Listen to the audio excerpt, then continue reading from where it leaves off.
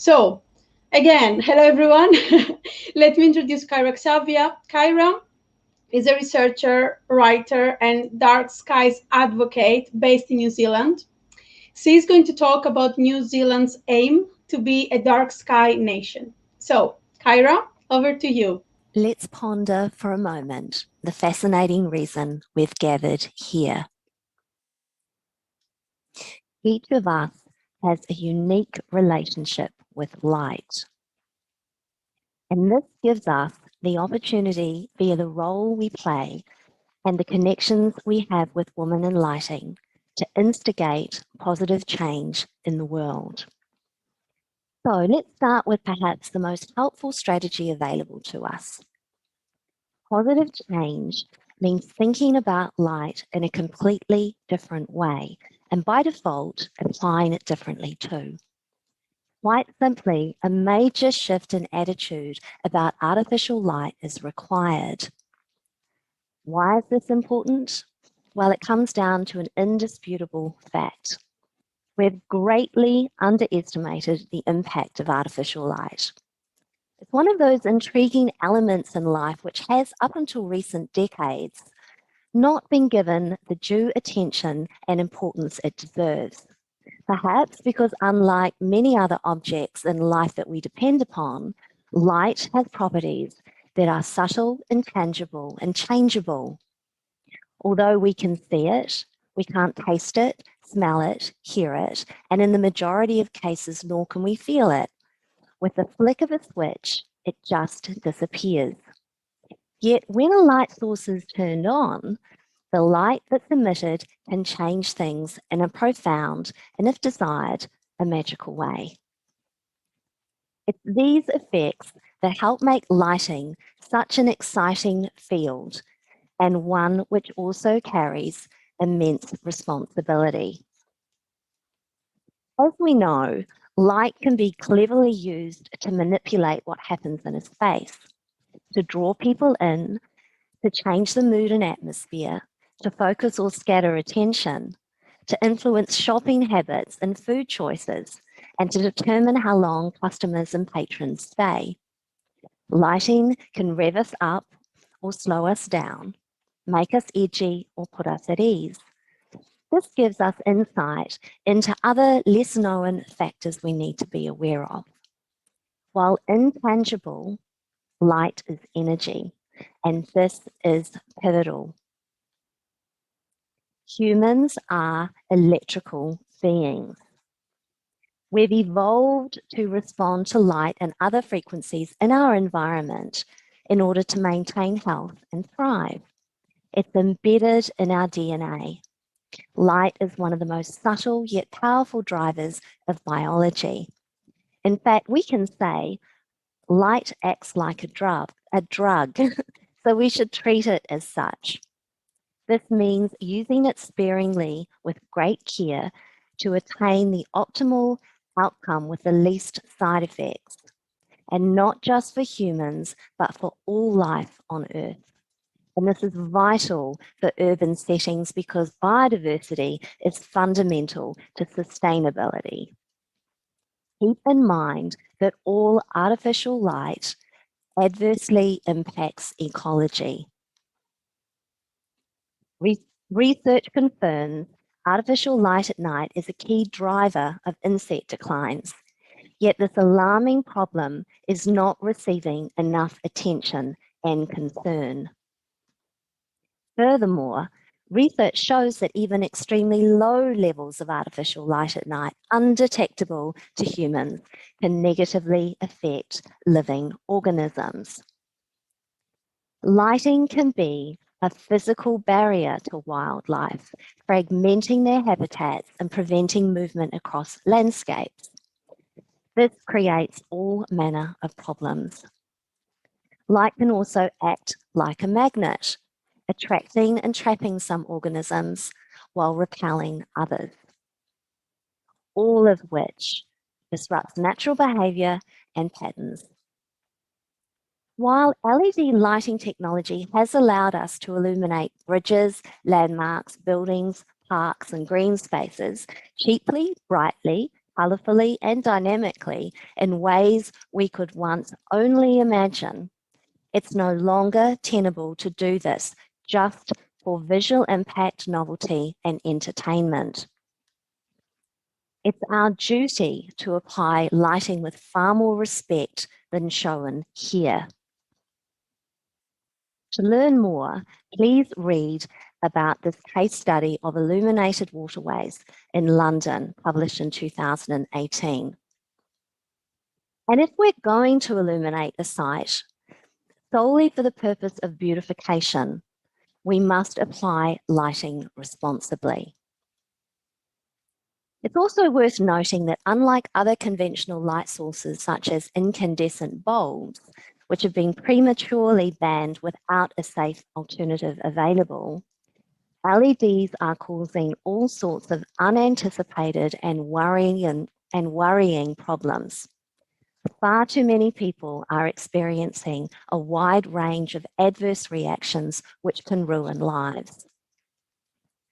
As a consequence, numerous advocacy groups have formed to raise awareness about the issues. This recent report by the Light Aware organisation is well worth reading. Now, more than any other time in human history, we need to carefully guide illumination so we're happier and healthier and our living environment is safer. So, how do we do this? Well, to begin with, we respect darkness because it's just as important as daylight. We also value the nocturnal landscape. We can apply what's called dark design, where we work with darkness instead of against it. And I highly recommend these 3 papers because they provide insight about the direction we need to move in. We can also prioritise nocturnal placemaking and refugia, which involves dedicating specific areas in urban spaces to be dark refuges for ecology. Another thing we can do is worship, sleep, and rest.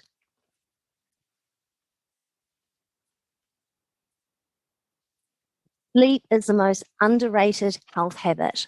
Most of us fail to prioritise this invaluable part of our lives. In fact, we deliberately do just the opposite. And this next slide, it's quite insightful, and I think it's something most of us can relate to. Without enough sleep, we all become tall 2-year-olds.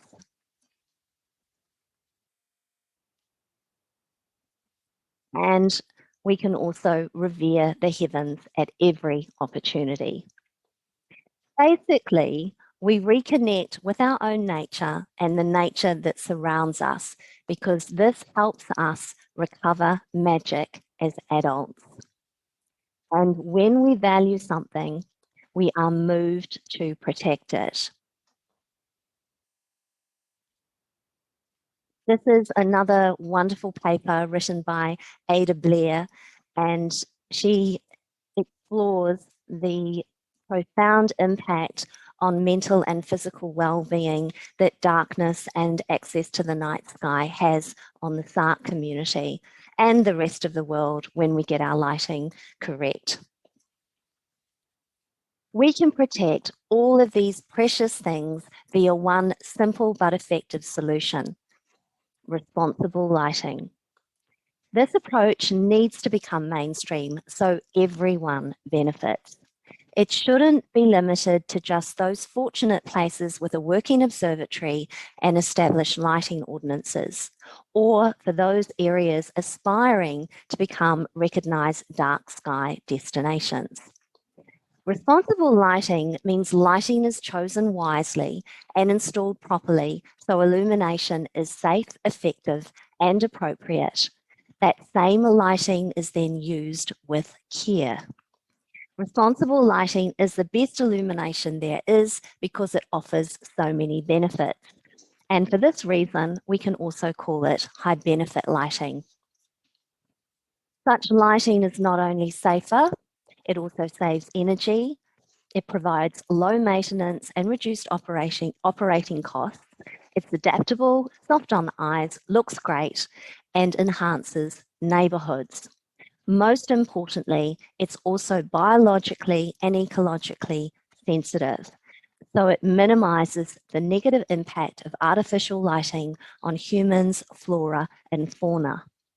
Last but definitely not least, responsible lighting saves our stars and is respectful to the nocturnal landscape, which is crucial for biodiversity. We have far too much to lose and everything to gain from prioritising high benefit lighting that it simply doesn't make sense to settle for anything less. And I've also included a slide that covers some basics for responsible LED street lighting because, as we know, LED street lighting has numerous problems which need to be addressed and resolved. So, what does responsible lighting look like? You'll notice what I'm about to show you is dramatically different to the kind of lighting that's been aggressively marketed by the lighting industry globally and deployed by the New Zealand Transport Agency here in New Zealand. These images are from established dark sky places around the world that understand the immense economic, cultural, and societal value in choosing the least disruptive light sources available to them. These before and after photos show the improvements made by replacing an unfit for purpose harsh white LED on the left to a softer amber LED on the right. In the photo on the right, there's no unpleasant glare and no upwards light spill into the sky. There's also no unwanted light trespass onto people's properties and into their homes, which helps support sleep and health. Sadly, the white LED lighting on the left is typical of what's being rolled out around New Zealand and abroad. This harsh, cold, clinical light is often compared to prison or morgue lighting. Here you can see the street lighting on the right is similar in colour to the older orange high pressure sodium lamps it replaces on the left, and this is key. Contrary to what the lighting industry and the New Zealand Transport Agency claims, street lighting should be amber, not white. Quite simply, harsh, glary white LEDs are unfit for purpose, and any community that has the opportunity to install safer light sources should do so. This photo in Sherbrooke, Quebec shows amber LEDs that emit soft, evenly distributed light with 0 blue wavelengths. Public lighting needs to be reimagined, as seen here with this sensitively illuminated walkway in Tasmania, Australia. The same kind of awareness about lighting can be adopted by businesses too. And this thoughtfully illuminated service station shows just how user-friendly and appropriate lighting can be. And we can compare this to the typical service station with unsafe illumination.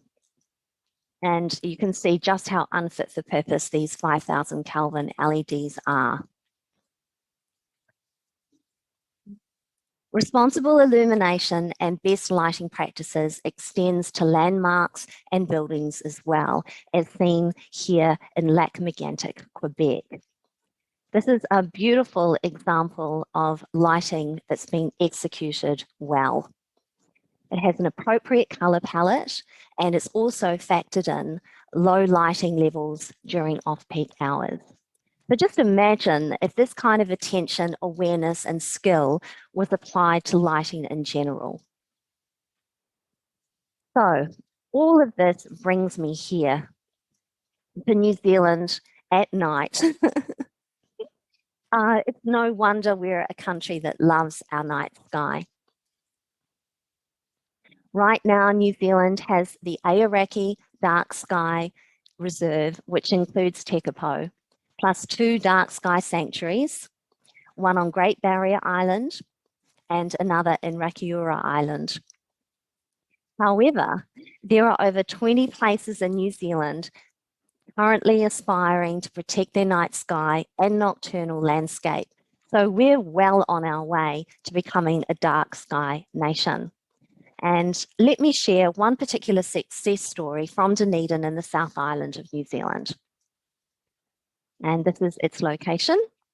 In 2015, a campaign for responsible lighting began in the region. This resulted in the city installing 3,000 Kelvin LEDs instead of the planned 4,000 Kelvin. However, the goal was always for amber lighting. Thankfully, in 2019, after further lobbying to protect Dunedin's reputation as New Zealand's wildlife capital, the council agreed to install 2,200 Kelvin LEDs in areas of ecological value. And this was a wonderful thing that happened because it's a first for New Zealand. Each orange star on this map indicates a community that will be amber lit. Remember, this means lighting that also respects the darkness and preserves the night sky. With that in mind, there's a rather exceptional initiative happening in Kaikoura on the east coast of the South Island, because protecting our night sky isn't just about stargazing and aurora chasing. Like Dunedin, Kaikoura needs lighting that is particularly sensitive to ecology, in particular to protect its endangered Hutton's shearwater. This is the only seabird in the world to nest in an alpine environment. And after the 7.8 magnitude earthquake in 2016, only 2 colonies remain. Ecologically sensitive street lighting should also reduce the impact on over 28 other bird species in the area, as well as marine life and insects too. We've already learned the hard way just how destructive 4,000 Kelvin LED street lighting luminaires are on the West Coast, as they've had a detrimental impact on the Westland petrel.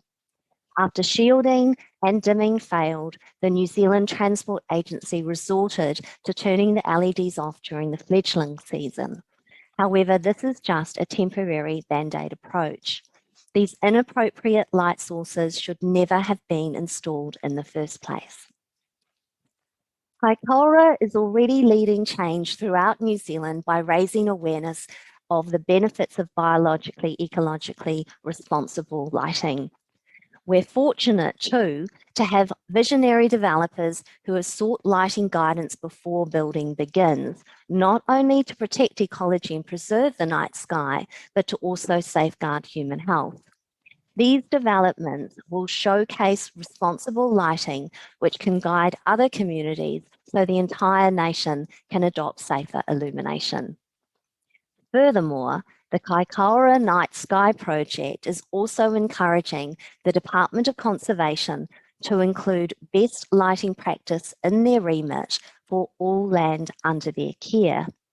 For Fonterra to lead the dairy industry in adopting improved lighting for their farms and their milking sheds, and for tourism sector to acknowledge the night sky and the nocturnal landscape as assets that need protection. And on that positive note, last year, our Prime Minister, Jacinda Ardern, announced the Maori New Year, Matariki, would become a national holiday. This year, it will be celebrated nationwide for the first time on June the 24th. This wonderful opportunity to foster appreciation for the heavens and the connection to the stars here on Earth is going to be embraced by New Zealanders all over the country. We live in an awe-deprived society, so celebrations like this are more important than ever, and the cosmos above is a galactic gateway to awe, wonder, and woo. On that note, there's a wonderful event that evokes all of these emotions in the community involving light and darkness that happens in Dunedin. And this photo says it all. It catches 2 large lanterns of the Ruru, New Zealand's only native owl, carried by members of the Dunedin Dark Skies Group. When we fall in love with darkness and all it offers, we can be open to illuminating public spaces in innovative, creative, and beautiful ways that celebrate the night. And for instance, this glow-in-the-dark cycle path in the Netherlands, we can also use glow-in-the-dark pigments and paint, as well as reflective and glow-in-the-dark discs for illuminating paths and steps, as well as reflective materials that make the most of existing light.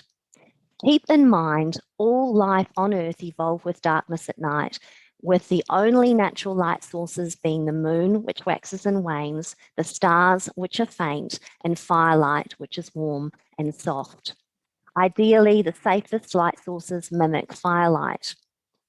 As pressure continues to mount on the lighting industry to acknowledge and resolve existing drawbacks with LED lighting technology, and scientific evidence confirms why we need to use lighting at night with care, we can all herald in much needed change by being maestros and mavens of illumination with safer, healthier, more appropriate lighting.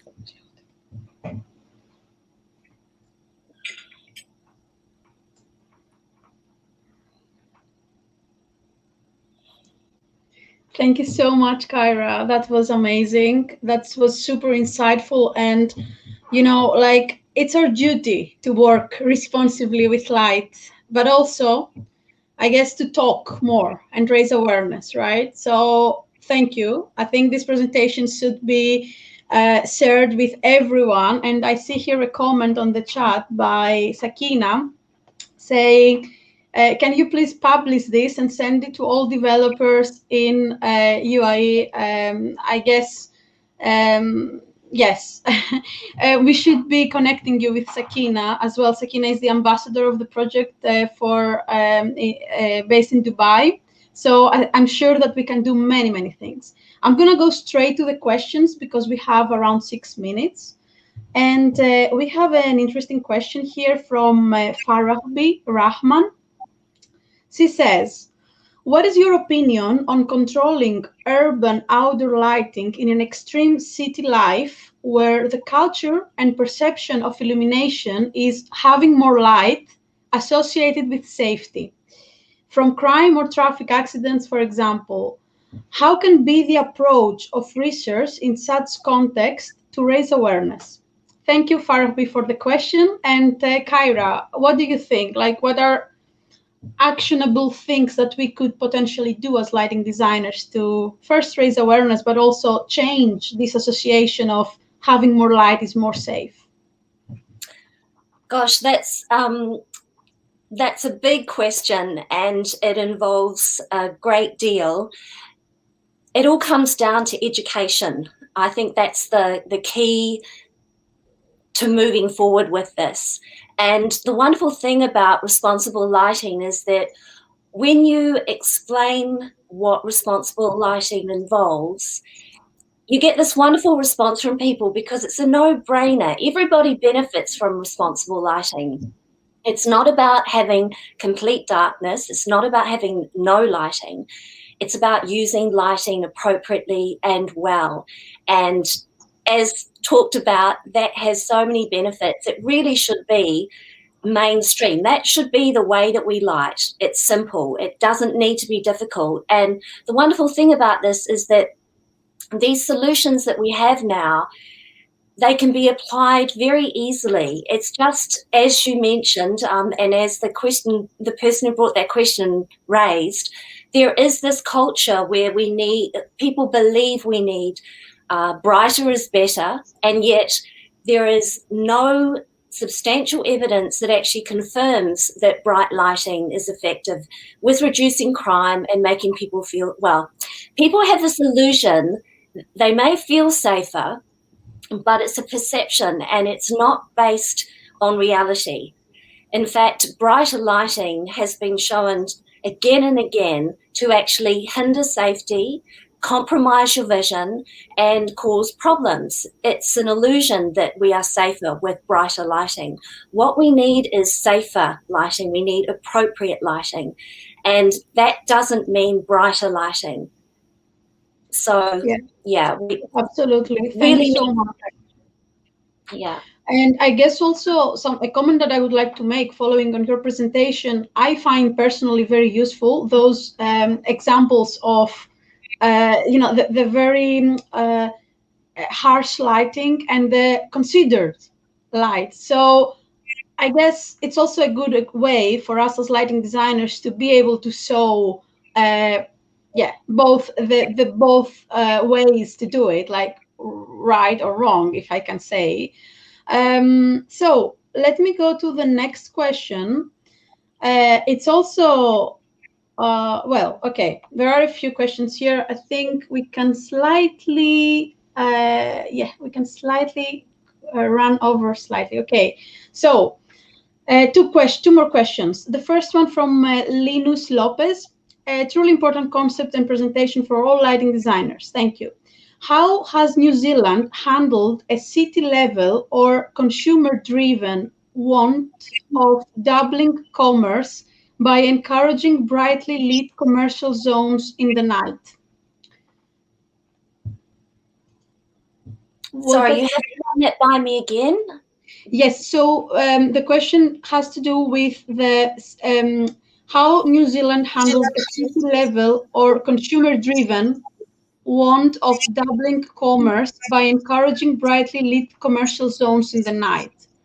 So specifically for New Zealand, what has been doing in the commercial zones in the night in terms of yeah, this is interesting because we have quite a long way to go within the lighting industry itself to embrace protecting the night, protecting human health, protecting ecology.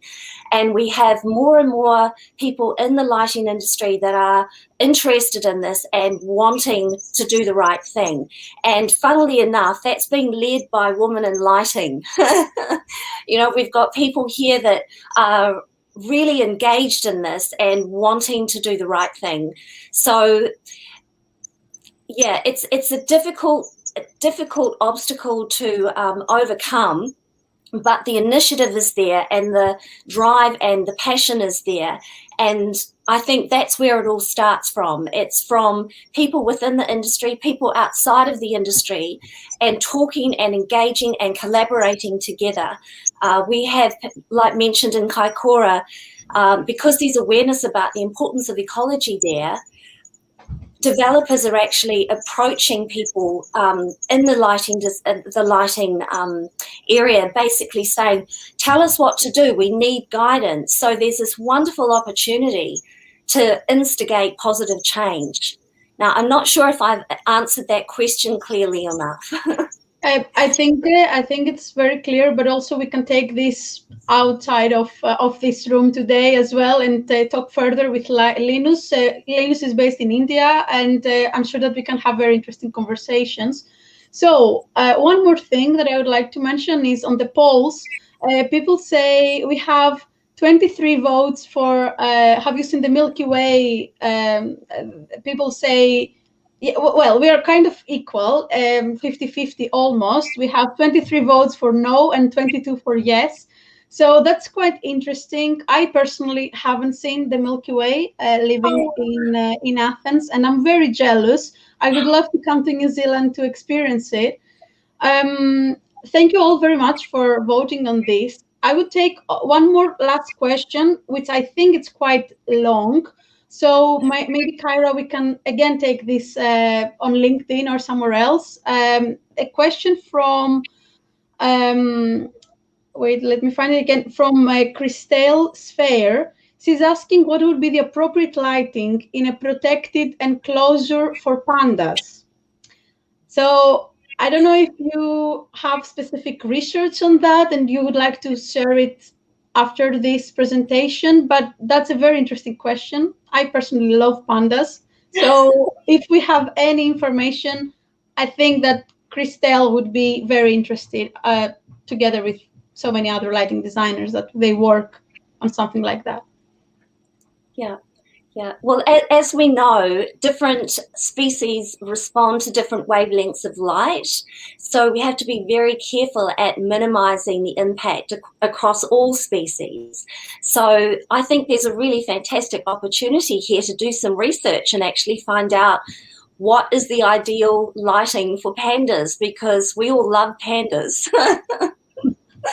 Yeah, I don't have information about that specific topic. What has shown up time and time again in research is that warm amber lighting seems to be the least disruptive of all wavelengths of light, but again, that is species dependent. So we have to be quite careful when coming up with a light recipe per se. So yeah, here's a wonderful opportunity to address this topic. Great. Love it. Thank you, Christelle, for asking. And thank you, everyone, for being part of this action session, the first one for today. I would like to invite you all to join us on the social roulette. You can find this on the networking session. Thank you very much, Kyra, for this amazing and insightful presentation. It's super useful, and we should share this recording with everyone in the lighting industry, but beyond, and raise awareness about the importance of this matter in the world. Thank you so much. No, it's been a pleasure. Thank you.